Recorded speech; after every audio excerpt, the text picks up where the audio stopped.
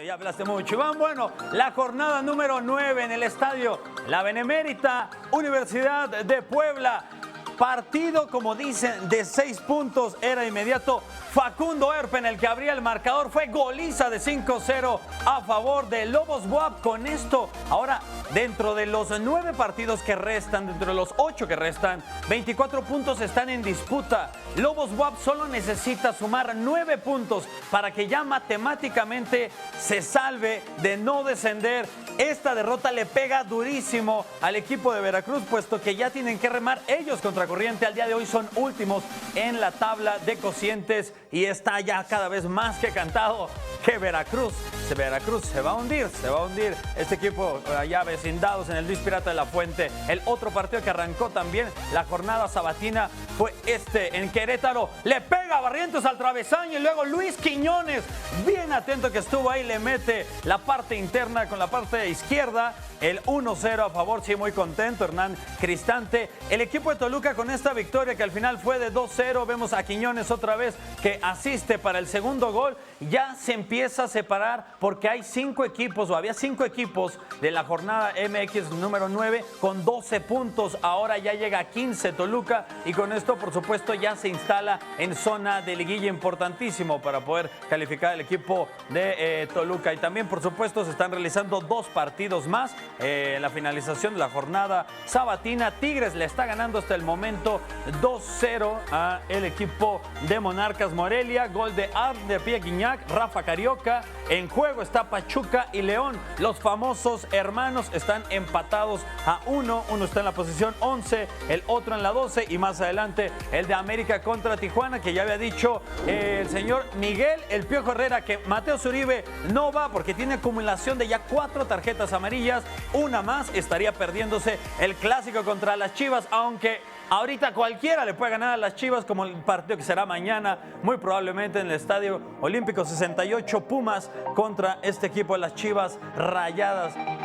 Las Chivas Sangradas de Guadalajara y también Santos Cruz Azul. Bueno, ya lo decía, la 23ª edición de los Juegos Olímpicos en Pyeongchang hoy regaló otra medalla más y esa fue el hermoso espectáculo que da el patinaje de velocidad. Nana Takagi, son 16 vueltas las que debes de dar en la pista. Le puso stop al crono, ahí decía ya 8 minutos 32 segundos 87 milésimas de segundo. Además, con este oro que se lleva esta nipona Takagi, ya se había llevado otro en persecución de patinaje de velocidad, en donde además con Japón impusieron un récord olímpico. Se queda la medalla de plata, o la argenta Sur Corea, y Holanda se queda con la medalla de bronce. Ahora es momento de escuchar, póngale mucha atención a este regalo que nos acaba de dar el curling.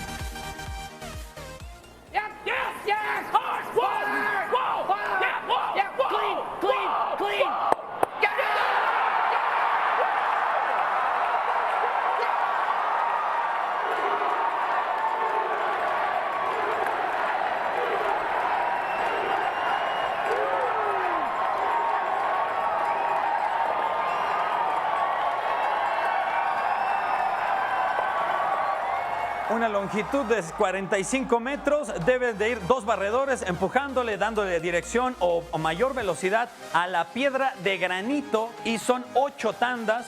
El equipo que quede dentro de las mejores, dentro de la zona, que es la diana, si ganas, te llevas 1 punto, el otro 0. Si vuelves a ganar, sumas 2 hasta que el equipo contrario tenga que ganar. Y así, en 8 tandas, hoy Estados Unidos superó a los suecos y se llevaron esta medalla de oro. Y también dentro de la actividad de los Juegos Olímpicos, siempre el escándalo. Lamentablemente, el mundo del dopaje va a seguir dando de qué hablar. La atleta rusa Nadezhda Sergeyeva, la Federación de Bobsleigh de Rusia, hoy reconoció que esta atleta dio positivo en un control antidopaje, dio trimetadicina. Esta sustancia te ayuda a no tener problemas cardíacos. Hoy el TAS, el Tribunal Arbitraje Deportivo, dijo que queda eliminada de esa competencia del bobsleigh, y ya han salido también otros competidores en estos Juegos Olímpicos. Qué bueno que suceda esto, y también qué malo que al final acaben por exhibir a estos pseudoatletas. Y también